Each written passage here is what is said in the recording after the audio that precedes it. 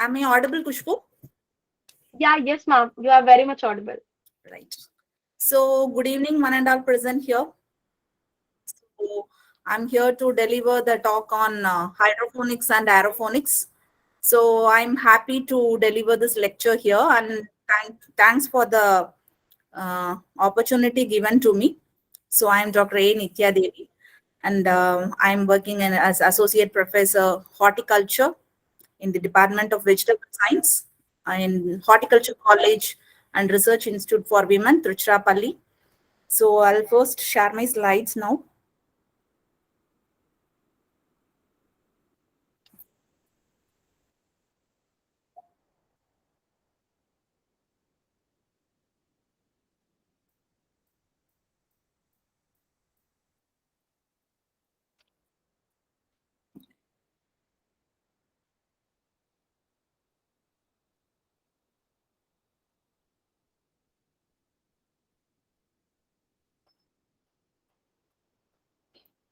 Whether my slide is visible, Kushbu?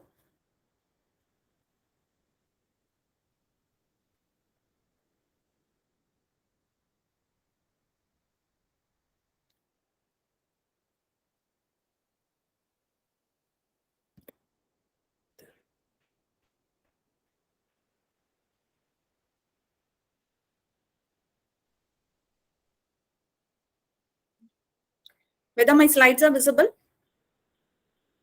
No, ma'am. Am I It's not audible? visible. Yeah, you are audible, ma'am.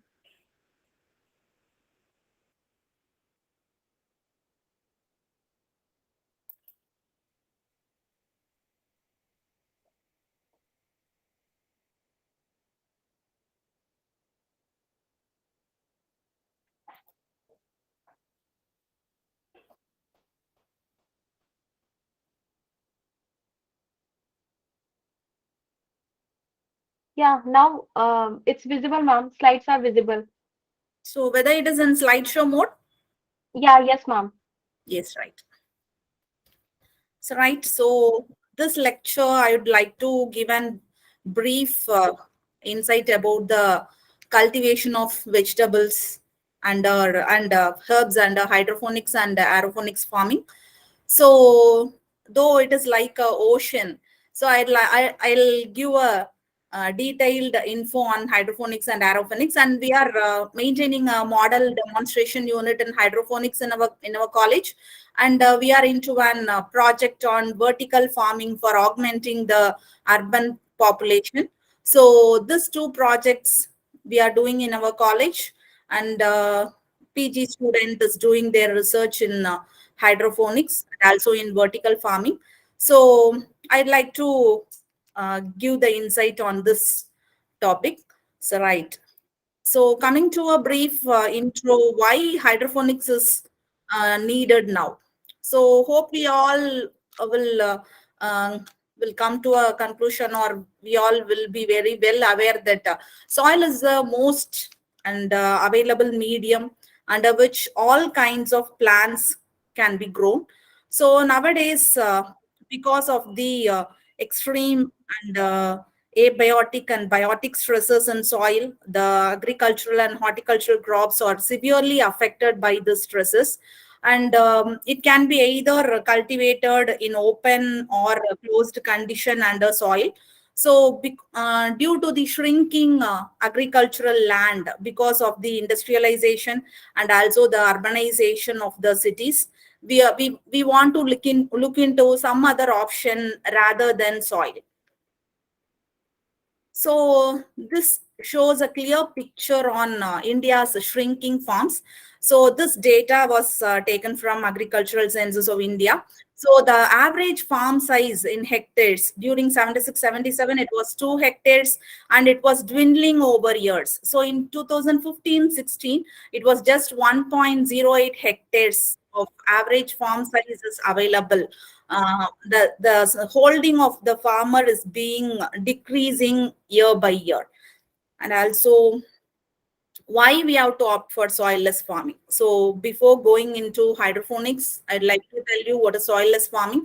So to overcome the biotic and abiotic stress conditions like salinity, drought, pest and disease, and also in extreme soil conditions like sandy soil, rocky patches, marginal soils, and the soils with insufficient or nutrients, we want to go for some other media rather than soil.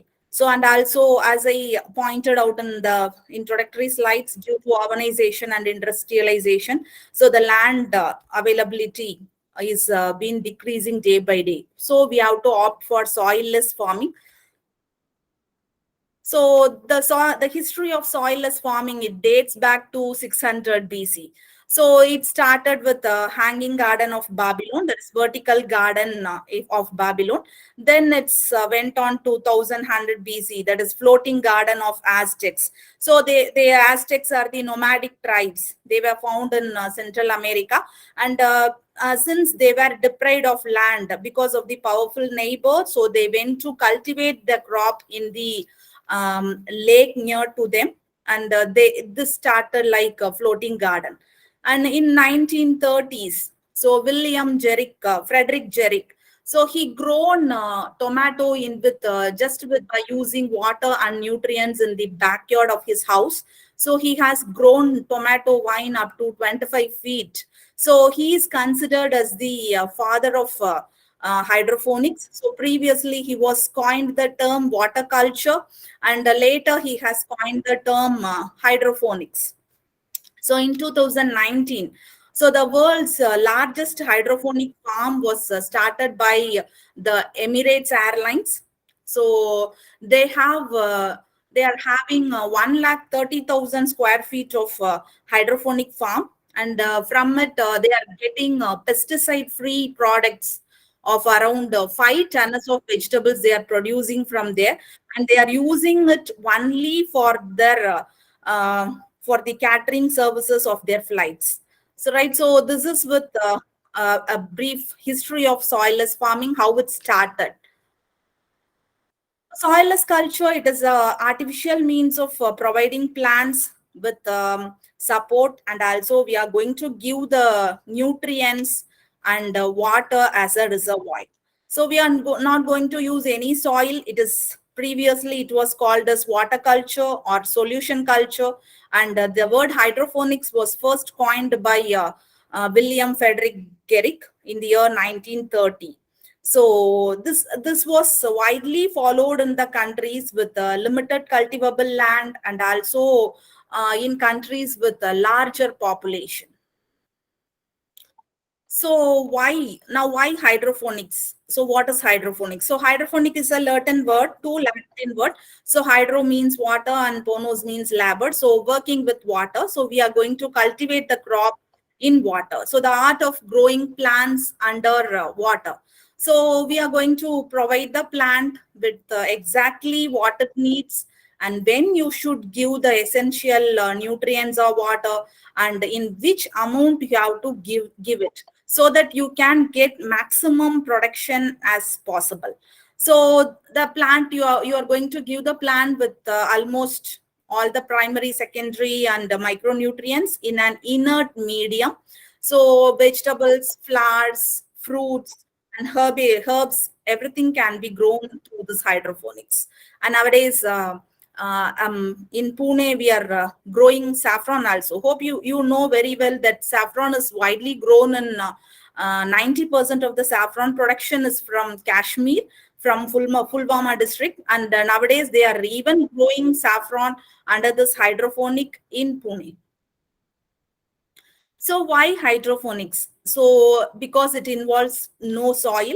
So wherever soil is a problem, we can go for this. So the growth rate of the plant will be 2 times more when compared to the traditional farming system, and it requires just 20% of the water when compared to the traditional system, and no weeds will be there in the hydroponic system, and the nutrient efficiency will be higher when compared to the traditional gardening, and when comparing the usage of pesticides and fungicides, it is greatly reduced. So I have given the difference between the traditional farming, soil-based traditional farming system and the hydroponic farming. So the hydroponic farming is much superior than the traditional farming because it is very efficient in its fertilizer use efficiency, and it contains more than 90% less water than consumes 90% less water than the traditional farming, and almost two times more faster growth rate with 25% more yield and productivity per unit area. And the main and the major thing is it is very less interfered with pest and disease, and the labor here is it requires most laborers. Because of this, you can even create what is it employment opportunities to the youth. So the advantages of commercial hydroponics are it can give you more revenue, and no large area of land is required because of the vertical nature of the hydroponics units, and it consumes less water, and the water can also be reused. So nutrient efficient nutrients, and ease of pest and disease management, and easy harvesting. Then food safety control can be easily acclimatized into this, and it will give you higher yield, a stable and increasing yield day by day. And this will pay if you are growing the hydroponics. Most of the hydroponics unit will be grown indoors, and it will give you an opportunity to go for off season production, and most of the exotic crops can be grown inside this hydroponic units. So before going for the hydroponics, so you have to choose a crop which is more commercial in nature and which can fetch you a good price in the market. So the important factors to be considered before going into hydroponic farming are, so the structure, whether you are going for an outdoor project or indoor project. If it is an outdoor project, you have to create an enclosed structure like polyhouse, or either it can be naturally ventilated or artificially ventilated polyhouse. And if it is an indoor project, whether what is the place you are going to select, whether it is a room or balcony or terrace, whatever you have to select. The next one is hydroponic system. Which type of system you are going to go for it? So whether it will be a closed circuit or a open circuit hydroponics unit, and what is the type of pumping mechanism you want to fit into your place. That's all. That and all you have to first decide. Then the environment. So what are all the environmental factors you have to take into consideration? So you have to control the temperature, humidity, light, carbon dioxide. Everything should be like a greenhouse or polyhouse cultivation.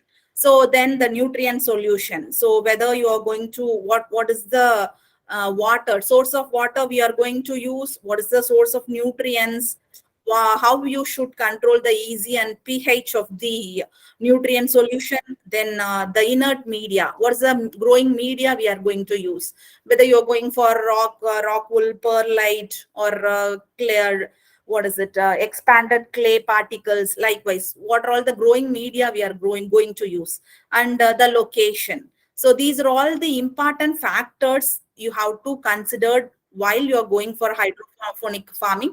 So we will deal with one by one. So the first one is structure. So if it is an outdoor project, so the natural source of light will come for hand in hand. So it should be open either in an agricultural land, or if you want subsidies, we have to go with agricultural land. If it is for commercial purpose, non-agricultural land, and you can even select the terrace or open plots can be chosen. So if it is an outdoor project, what are all the structures we need, whether it is naturally ventilated or it should be ventilated by using fan and pad system of structures, whether you are going with insect proof net house, or you are going with rain protected net house. So these are all the protected structures first you have to install before installing the hydroponics unit. So this is a Pakka outdoor unit with closed structures, and they have grown the nutrient film technique inside this. They have used it. So if it is an indoor project, so you should, that will not be, natural light will not be available in the indoor project. So we have to provide artificial lightings with either LED or HD light should be given. And the projects can be either set up in a room or a balcony or warehouse. So if you are going for indoor project, you have to go with air conditioned project should be selected. So this is the basic one. So if you are going with structure, first you have to decide whether it is outdoor or indoor project, and based on that you have to go to the next step. So the second one is which hydroponic system we are going to select. So the systems can be classified based on the substrate which we are using, whether it is we are going to use a solid substrate, or whether you are going to use a liquid that is in water form, or if you are going to use a water in the form of vapor. So likewise, so based on the substrate, and the next one is based on the water flow. So these are all the two types of classification. So first we will see the based on the substrate. So the first one is the liquid culture or solution culture. The second one is aeroponics, and the third one is solid media culture. So the first one, solution culture. So here we are going to use water with nutrients. So under solution culture, you are, again, there are classifications are there. Circulating or closed soilless culture, and the second one is non-circulating or open soilless culture. So the first one, it is closed soilless culture. So here it will be a closed framework. So the dissolved nutrients will be recycled. So the dissolved nutrients should be examined then and there at least once in a week, and the nutrients should be balanced. So in the second type, that is non-circulating or open soilless culture, so here you will be introducing the fresh nutrient solution for each and every irrigation cycle. So you have to check it very often, and you have to pump in the nutrients inside the solution. Since it is an open culture, you can add nutrients even now and then. So this here normally we will be using drip system, and adequate runoff should be maintained in this open soilless culture in order to balance the nutrients in the root zone. So this closed soilless culture and the open soilless culture is again being divided into two types. So the circulating method, it will be classified into nutrient film technique and deep float technique. So non-circulating method, so it will be classified into root dipping technique and the floating technique.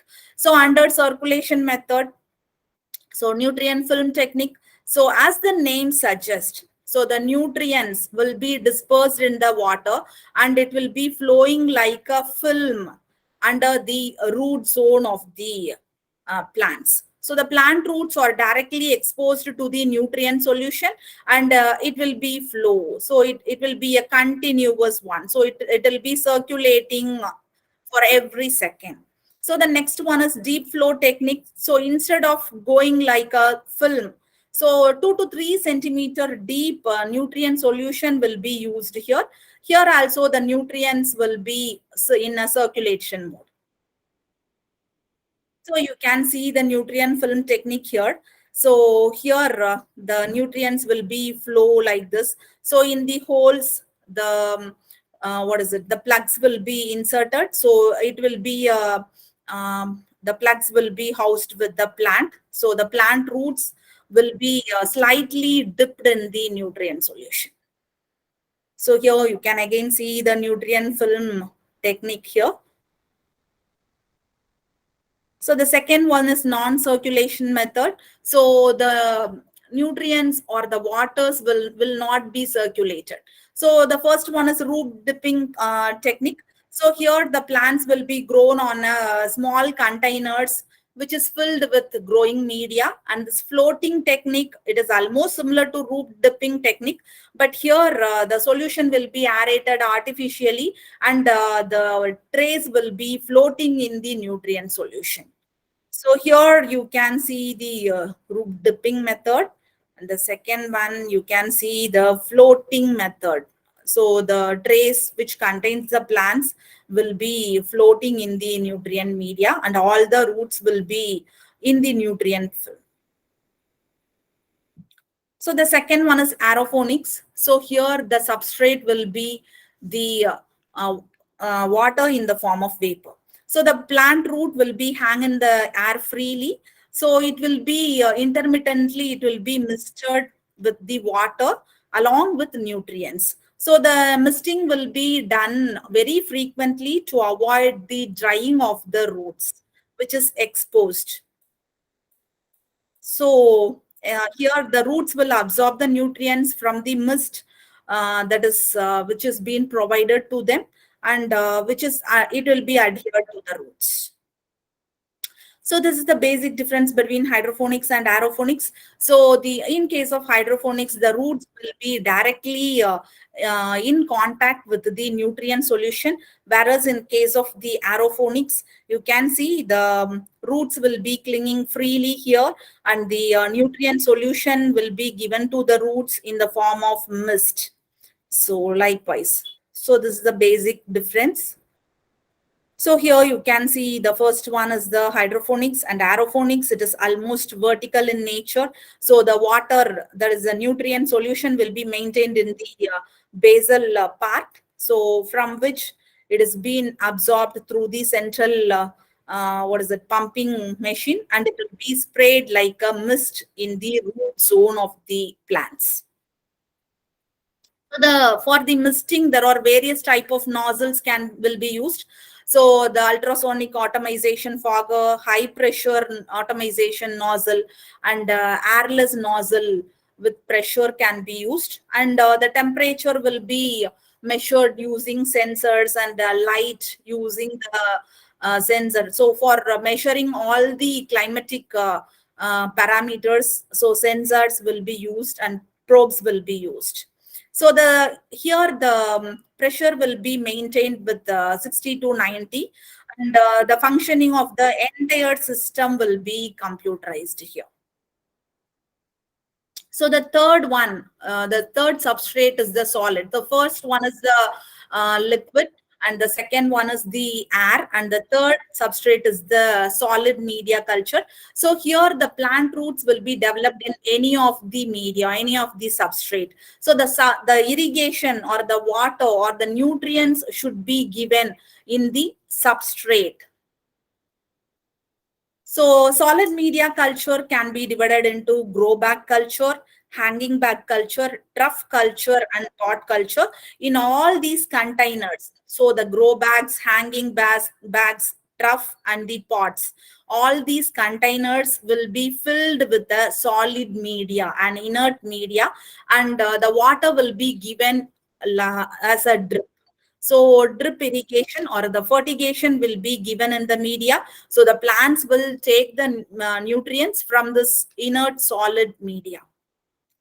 So this is the first one is the grow bag technique. So the plants will be raised in the grow bags. So the grow bag can be either filled with the media like peat, vermiculite, or digested coir compost. And the in case of hanging bag, the same thing. So instead of so grow bags, it will be arranged horizontally, whereas the hanging bag, it will be hanged vertically. So here lightweight media like coir dust will be used. So here the plants will be grown in a vertical fashion. So you can see the grow bag media. Grow bag is being used here in the solid substrate media. So here it is a hanging bag type of growing here. So you can see the hanging bags. So the nutrient solution will be passed on through the delivery pipe. So again, here also the nutrients will be recycled. So the third method in solid substrate is trough culture. So the plants will be grown in a narrow trenches, either in trench or the above ground trough will be used as containers. So under part culture, it will be established in either in plastic pots or in polythene bags. So the second classification, the first classification is based on substrate. The second classification will be based on the flow of water. So the first one is wick system. The second one is ebb and flow system. So that is alternate flooding and draining will be here in this ebb and flow system. The third one is deep water culture. Fourth one is again the nutrient film technique. So it has been classified into flat system and A-frame vertical system. So the last one is drip system. Again, it almost resembles the solid substrate media. So Dutch bucket system, grow bag system, trough system, and cocoa peat grow slab system. So the drip system, it almost, not almost, it is a synonym for the solid substrate media. So under wick system, solution will be pumped into the from the reservoir to the growing tray with the help of a wick. So the capillary movement of the wick will decide the flow of water. So and hence it is termed as wick system. So the major advantage of this system is it is the very easy to establish system, and the beginners normally they'll start with this wick system of hydroponics. So this is ebb and flow system. So here alternate flooding and draining will be there. So first the nutrient solution will flood in the growing tray, then it will be drained, again it will be flooded in this tray, again it will be drained. So likewise this is termed as ebb and flow system. So here the plants which requires lot of water, it can be grown in this type of ebb and flow system, and this is also very easy to establish. So the third method is deep water culture system. So here the plant roots will be directly in contact with the nutrient solution. So here it is inexpensive, easy to establish, and this will be in a circulating mode. The major problem with this is the plants which is having very longer growing phase, it will not suit it. So the plants will be it will be supported with the sheet made of styrofoam. So even now and then it should be oxygenated. The nutrient solution should be oxygenated, because the roots are in direct contact with the nutrient solution for a longer time.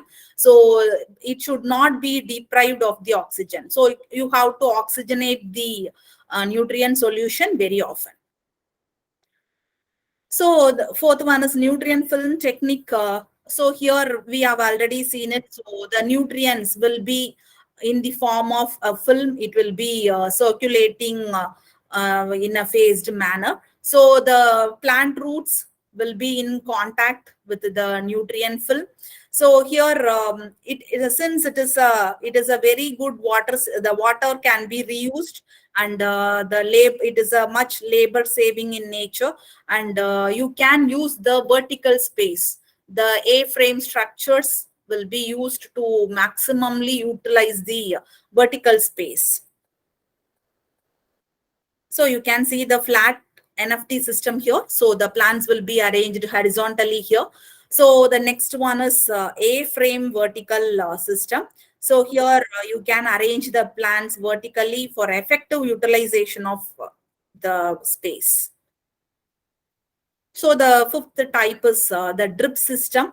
So as I told you, it resembles the solid substrate medium. So here the water will be, or the nutrient solution will be provided in drips, like drip irrigation. So the first type in drip system is Dutch bucket system. So here several buckets will be placed on the floor, and each bucket can be placed with one or two plants, and in each and every bucket one lateral will be provided, and emitters will be provided to give the nutrient solution. So you can have a look at the Dutch bucket system. So you can see the growth of capsicums here. So we can see the media used. So it is the expanded clay particle. So lightweight expanded clay particles. So this is the grow bag system. So instead of the bucket type of containers, here we are using grow bags with coir compost as the media. So you can see the, what is it, parthenocarpic cucumbers or hybrid cucumbers under the system. So this is trough system. So either you can go with trenches or with troughs above ground. So here they have used the black colored troughs.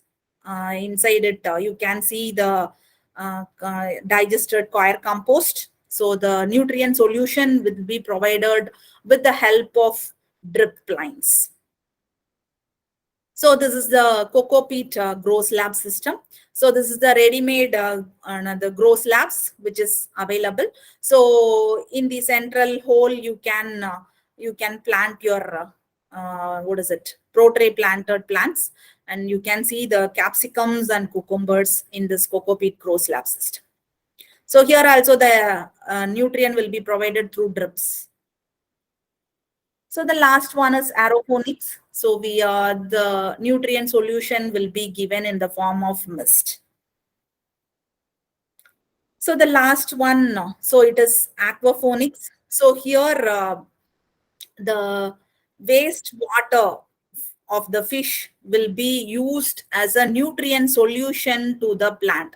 The major problem here is sometimes the wastewater from the fish culture, it will be toxic in nature, and hence you have to check the nutrients very frequently, and this water will not at all be a balanced food for the plants, and more deficiency symptoms can be observed in the plants. Sometimes toxicity symptoms can also be seen in the plants. But the major advantage is you will get two incomes both from the plants as well as from the fish, and the fertilizers here which you are giving the nutrients, it will be organic in nature.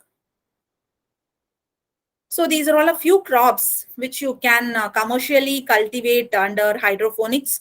So tomatoes, hybrid tomatoes, chilies, brinjals, beans, beetroots, winged beans, and most of the green leafy vegetables like leafy lettuce, iceberg lettuce, celery, herbaceous herbs like basil, bok choy, and greens can be grown in this hydroponics unit. So the third important Ex factor for hydroponic farming is environment. Excuse me, So ma'am. yes, Yeah, ma'am, sorry to interrupt you. Ma'am, can you pin your presentation so that it will be visible to other participants? Because most of the participants they are saying that slides are not visible. okay, just a minute. Yeah.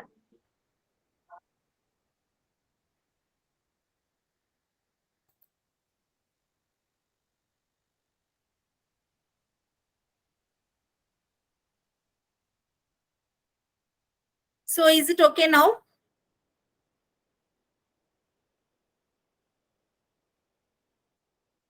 Kushbu, I have pinned my presentation. Okay, ma'am. Okay. Okay, ma'am. Actually, they have to Yeah, pin my yeah, I told presentation. ma'am. Yeah, participant have to actually pin, then only slides will Yes, be visible. yes, I Okay, think ma'am. so. Yes. Okay.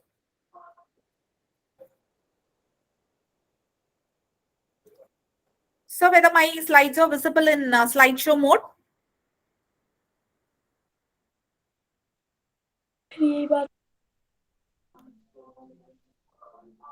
Yeah, yes, ma'am. Yes. So the third important factor following the structure and the the type of hydroponic system. The third one is the environment. So all the environmental components or factors should be measured, and it should be adjusted in the controlled hydroponic farming. So the first and foremost one is the temperature. So hope we all know that it is vital for growth development of the plants. So every plant and every variety of the plant will have its own temperature requirement. So normally inside a poly house, the average temperature which we are maintaining is 17 to 27 degrees centigrade. So the minimum as well as the maximum temperature will be, you can go up to 10 to 35 degrees centigrade. So when we are talking about the temperature, so both the atmospheric temperature as well as the temperature of the nutrient solution should be taken into account.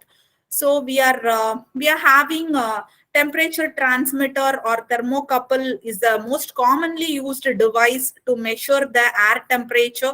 So the air temperature is being responsible for most of the plant developmental processes like photosynthesis, respiration, flowering. So to adjust the temperatures, various arrangements or various accessories are being used. So the first one is fan and pad system of cooling. The second one is fog system. And the third one is we are using boilers as well as heating pipes for providing or to increase the cooler temperature. So during winter season or in European countries, they'll be using the boiler as well as heating pipes. So the first one is fan and pad system of cooling system. So this is the most commonly and widely used system for cooling or to adjust the temperature. So these systems, there are two types of systems are there. So negative pressure system and positive pressure system.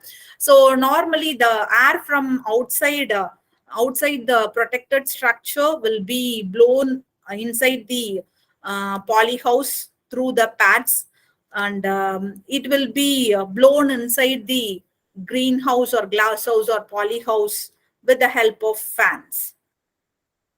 So the negative pressure system here, the pad will be on one side of the greenhouse and the fan will be on the other side of the greenhouse. So the fan will suck the air through the pad, and it will be circulated in the cool air will be circulated inside this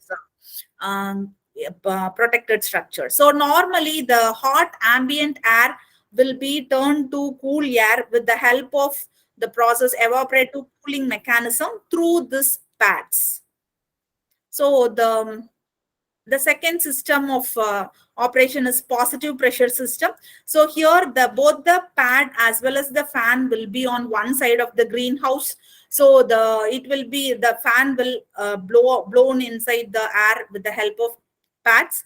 Then it will be let out with the help of windows on the other side. So the exhaust fans should be spaced. So it should be spaced at 25-meter apart, and the height of the fan and pad system should be evenly placed at the plant height. And the pads which we are using for this purpose is cellulose pad with a different thickness. So with 4, 2, 6, and 12 inches thickness can be used. So this will be normally placed on the opposite wall of the exhaust fan. So in case of outdoor models, we will be using this fan and pad system of cooling as well as the fogger. In case of the indoor model, we will be using the air conditioning system. So the next one for cooling, for managing or regulating the temperature is fogger. So here high pressure water will be delivered through this system. So with very fine water particles of less than 10 microns. So this will be evenly distributed inside the greenhouse, which results in immediate cooling. So fogging not only adjusts the temperature, it also maintains the relative humidity inside the protected structures. So the third structure to maintain the temperature is boiler as well as heating pipes. So here this will be used to generate heat with the help of steam or hot water. So this will be used to maintain the temperature. So if the temperature is very, very lower in the rooting zone as well as in the greenhouse, so it will be saturated with the help of the heating pipes. So the root zone temperature, so here it is of different types of systems or accessories will be used. So artificial heaters or artificial chillers will be used to manage the root zone temperature or the nutrient solution temperature. So the optimum temperature for the nutrient solution is 20 to 30 degrees centigrade. So if the temperature is either too low or it is either too high, both will lead to adverse effect. So high temperature will reduce the amount of oxygen in water, which results in pathogenic attack. So these are all the chillers as well as the heater, nutrient solution chiller and heater, which is used to maintain the temperature of the root zone. So the second climatic component which we have to take is the relative humidity. So hygrometer is used to measure the relative humidity, and accessory named hygrothermometer is used to measure both the temperature as well as the relative humidity exist in the atmosphere of the greenhouse. So the best crop growth can be achieved when the relative humidity is 50 to 80%. If it goes above 80%, it will again leads to disease attack. So how to reduce the relative humidity? So two types of fans can be used to reduce the relative humidity. So exhaust fans and also the air circulation fan or horizontal airflow fans will be used to reduce the humidity inside the greenhouse. So the third one is the light. So a minimum of 8 to 10 hours of light per day is required. So if it is a outdoor unit, you can rely on sunlight for the plants. If it is an indoor unit, so you have to rely only on the lights. So normally LED lamps are commonly used. So in case of the vegetative stage, it requires more amount of blue spectrum with a little pinch of red spectrum. In case of flowering stage, it requires more red spectrum. So for indoor projects, we can use high intensity discharge lights, fluorescent lights, and LED lights can be used. Among them, LED lights are most popularly used in commercial greenhouses because of its energy efficient, and it will not, the heat dissipated is very less, and it will not require more maintenance. So it can be LED is commonly and commercially used. In case of outdoor projects, shade nets are being used to regulate the light intensity. So lux meter is normally used to measure the light available. So here in this picture, I have depicted the the light rays. So in which the crop stages can be very well maintained or developed.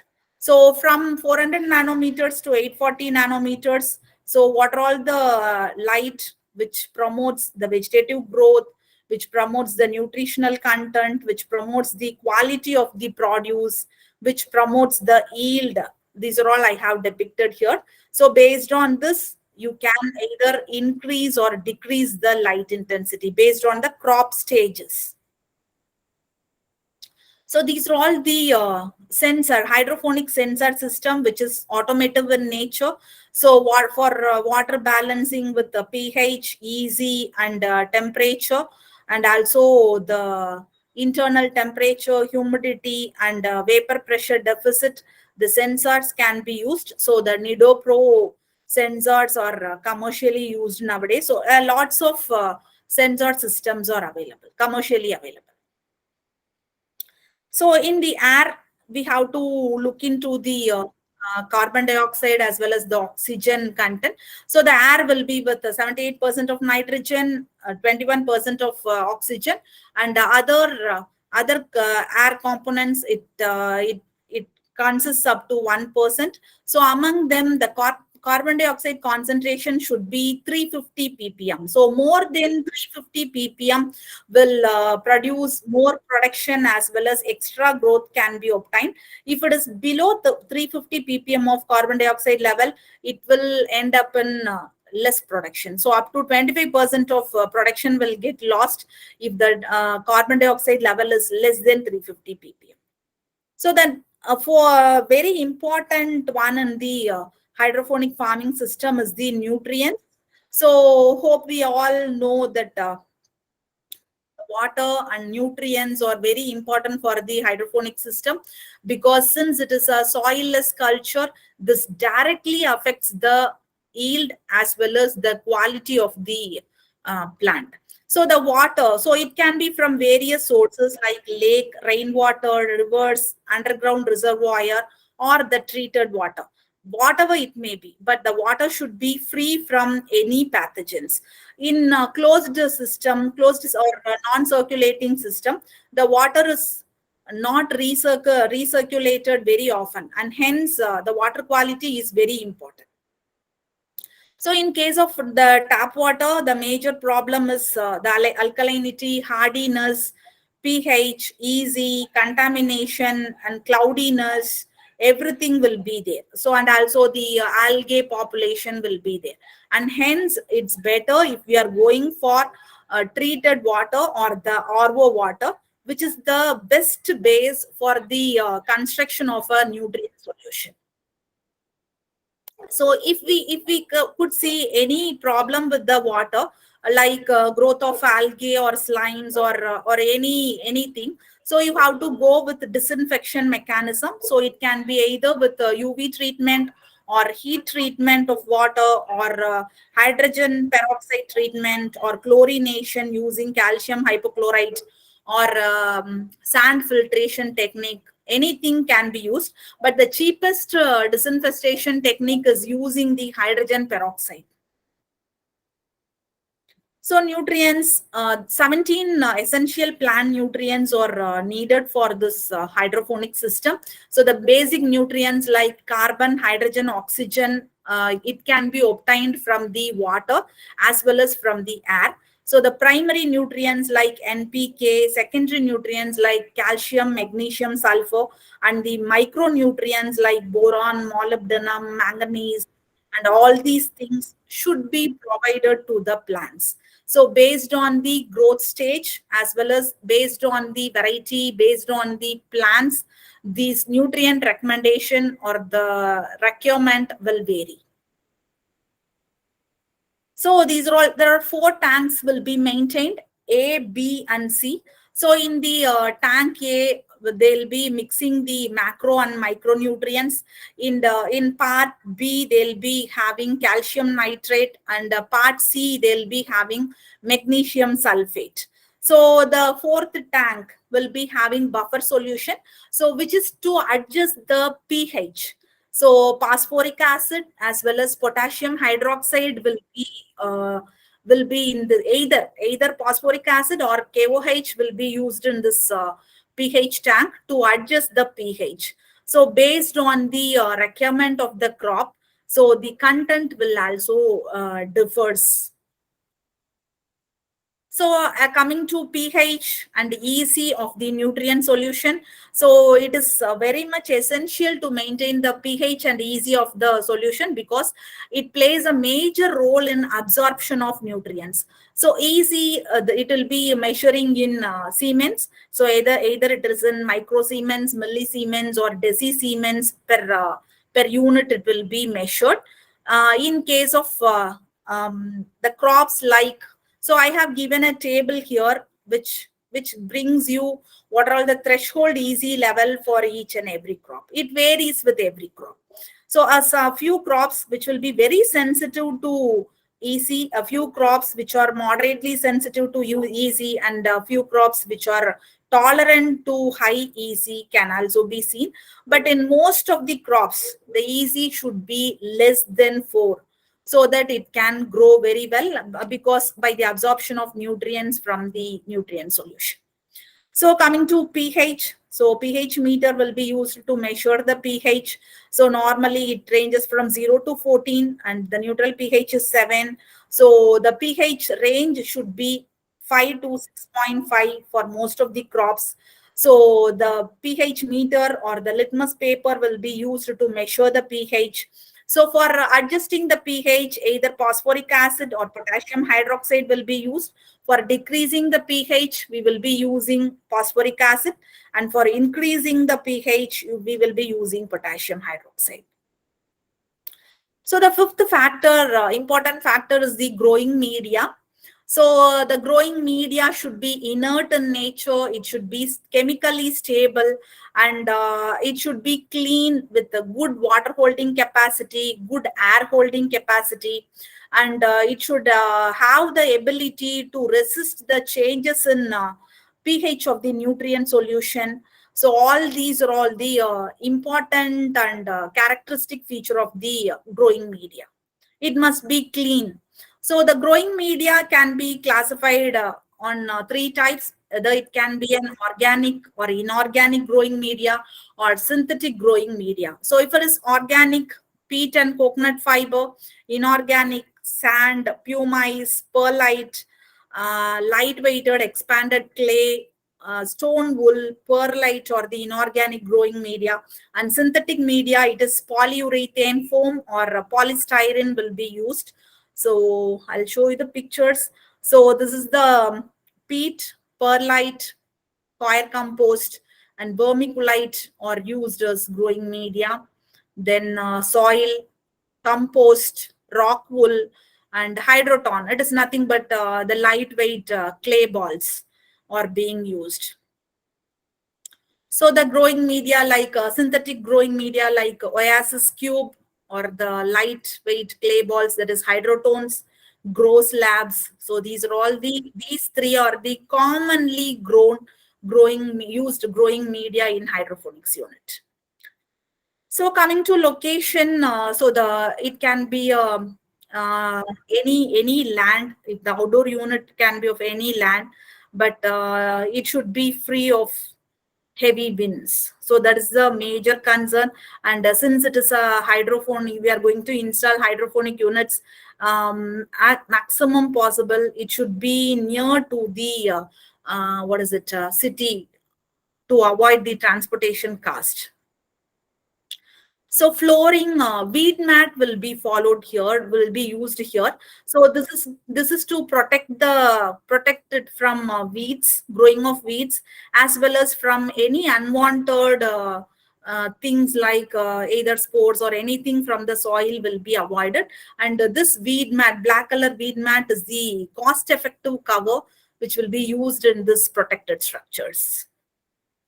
So these are all the leafy vegetables which you can grow in hydroponics unit, and mostly we are now going with high value crops under this. So iceberg lettuce, romaine lettuce, green oak, summer crisp, magenta colored, then butterhead, all these things are grown. So the herbs like basil, oregano, kale, parsley, thyme, rosemary, and the leafy vegetables again like bok choy, Swiss chard, all these are being grown. So the fruit vegetables like peppers, bell pepper, cherry tomatoes, zucchini, cucumbers, then under tomatoes, so many colored as well as different shaped tomatoes like teardrop berry, black cherry tomatoes, yellow cherry tomatoes, berry cherry tomatoes. All these things are widely grown nowadays because of the higher demand in market. And medicinal plants like medicinal black turmeric, black ginger, and also the spice crops like turmeric and ginger are being grown. So medicinal plants like Brahmi, Ashwagandha, Kalmeg, then this Indian pennywort, Centella asiatica, and Gymnema, which is a good medicine for sugar. All these medicinal crops are being widely grown. So you can see the various structures and the green leafy vegetables grown under the hydroponic system. So you can see the capsicum and cucumbers under the hydroponics. So you can see the turmeric, black turmeric here. You can see the saffron plants. So coming to the nutrients, pests and diseases. So there will be nutrient deficiency will be there in the plants. So whenever we are seeing the nutrient deficiency symptom, the nutrient composition should be changed in the water.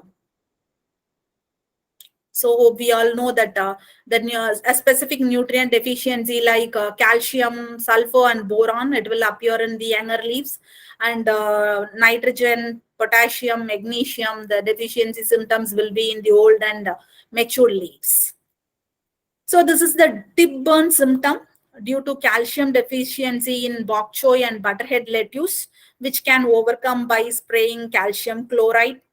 And this is the lettuce. You can see the lean and lanky growth of this green oak lettuce and romaine lettuce. This is otherwise termed as legginess. So this is due to the devoid of light. So not getting enough light will lead to this legginess or lean and lanky growth. And also transplanting the overaged seedling or overcrowding of seedlings will also lead to this type of symptom. So these are all the few pests like sucking pests like mealybugs in kale, spider mite in spinach, and caterpillar in basil, and capsicum. You can see the thrips damage, that is cupping of leaves, inverted cupping of leaves. So this whitefly damage in tomato and the aphids in iceberg.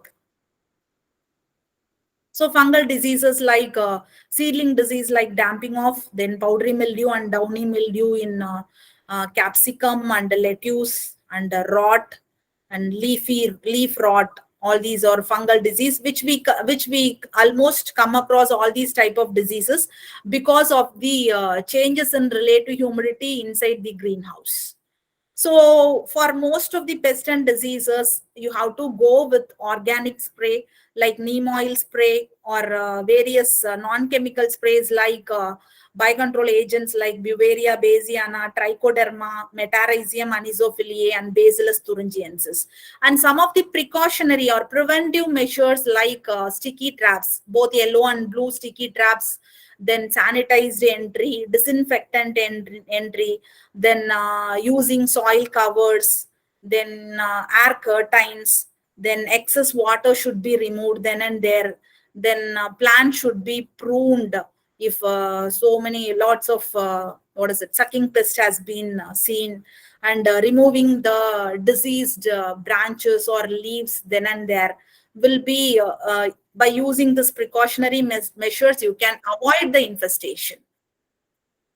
So likewise, so yellow and blue sticky traps normally wear mask and apron, and observing for pest and disease very frequently. Then sterilization of hand and foot. Then make a zigzag entry or the what is it, controlled entry can be very well used to prevent the insect or pest infestation. So apart from all these things, so we have some project operation guidelines in setting up the projects.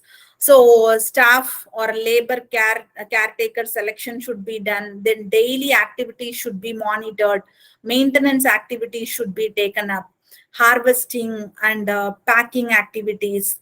Then storage structures to store the high value crops, then maintenance of spare parts or the doors, or what is it, insect proof net, rolling of insect proof net, shade net, and nutrient solution tank, then avoiding the growth of algae and slime in the nutrient tanks, then safety measures, all these should be followed based on the guidelines. If you are going to start as a what is it, a commercial unit, all these operating guidelines should be taken into account. So overall, what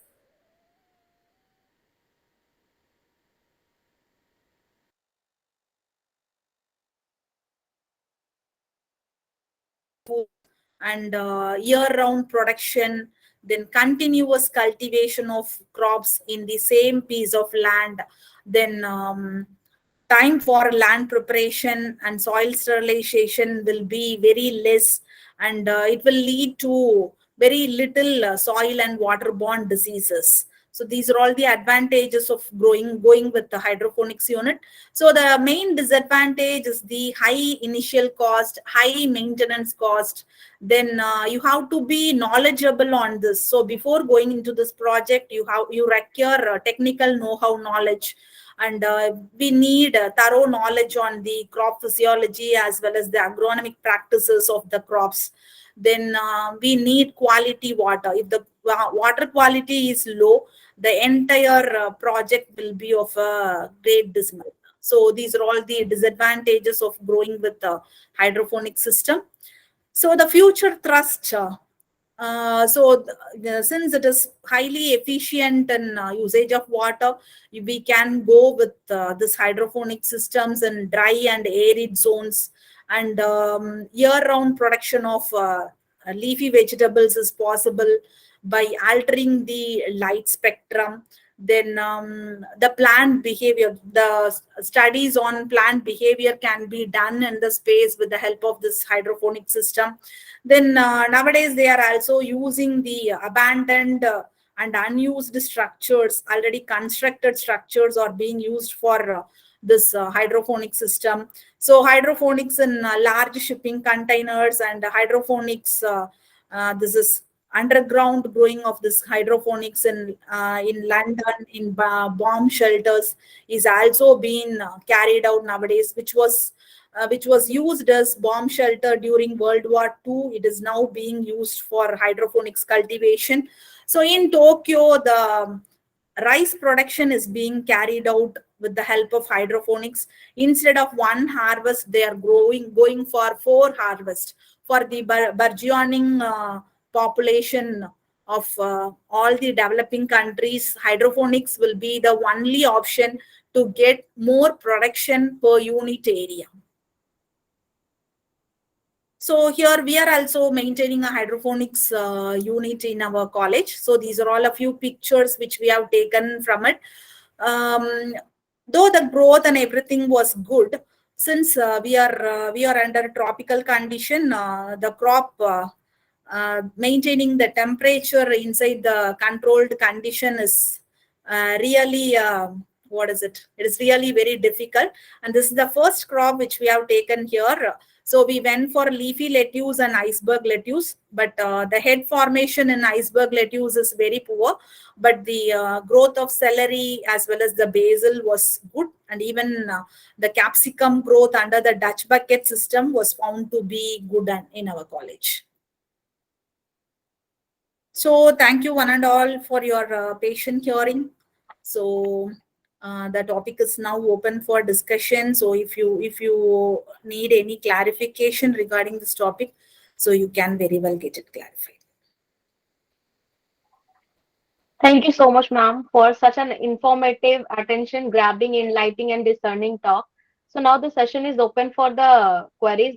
Participants, if you have any queries, you can you can unmute yourself and you can directly ask to ma'am.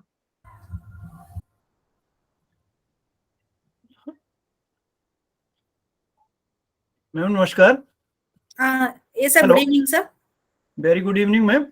Ma'am मैं ये जानना चाहूंगा कि ये जो इसमें जो time period है हमारा हाइड्रोपोनिक प्रोडक्शन सिस्टम में, yes sir, क्या ये उतना ही जितना हमारा जो है ओपन फील्ड्स में होता है और सॉइल्स में होता है, या उससे कम हुआ है?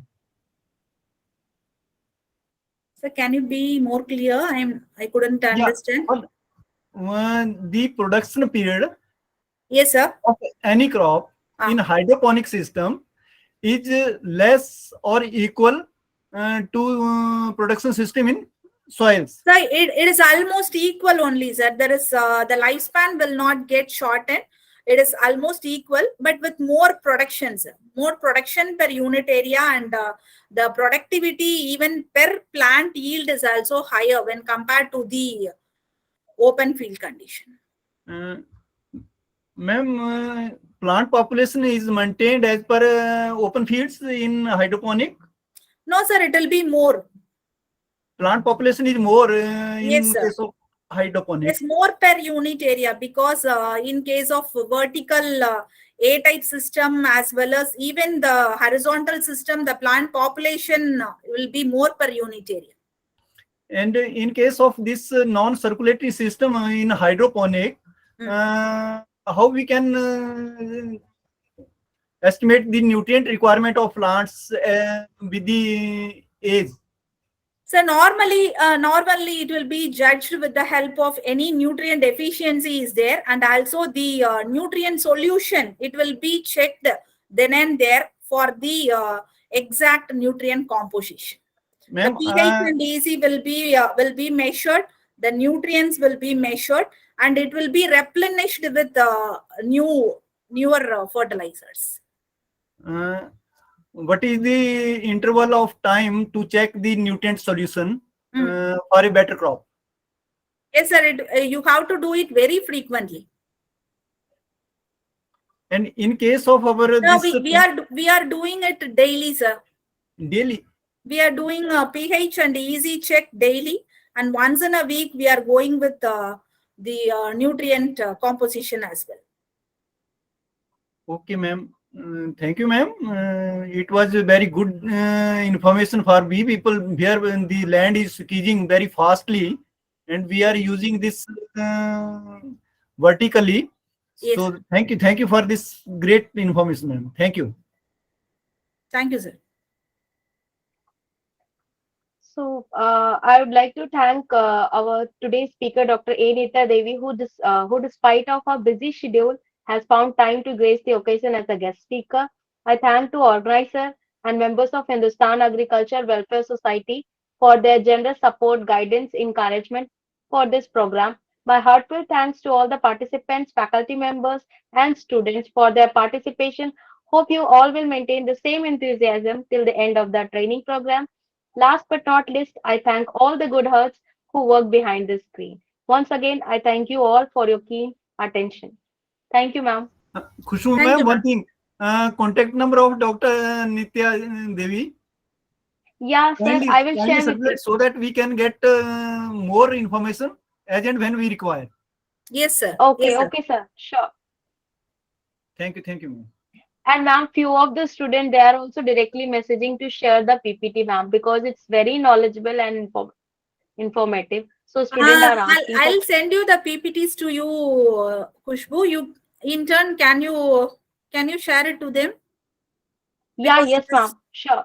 it is Okay, huge. So I'll send it to you over Google Drive so that you can. okay, ma'am. I will share the link to them. Okay, Yes, ma'am. yes. Thank you. Yeah, Okay, ma'am. Thank you, ma'am. Thank you, yeah. ma'am. Thank you for this opportunity, sir. Thank you all. Dr. Khushbu, kindly share the PPT because it is very useful for everyone. Yeah, sure, sir. Kindly.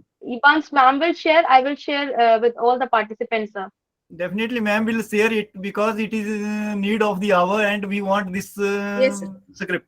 Okay. Yes, sir. Sure, sir. Thank you, sir. Thank you. Thanks a lot, sir. Thank you, ma'am. Thank you.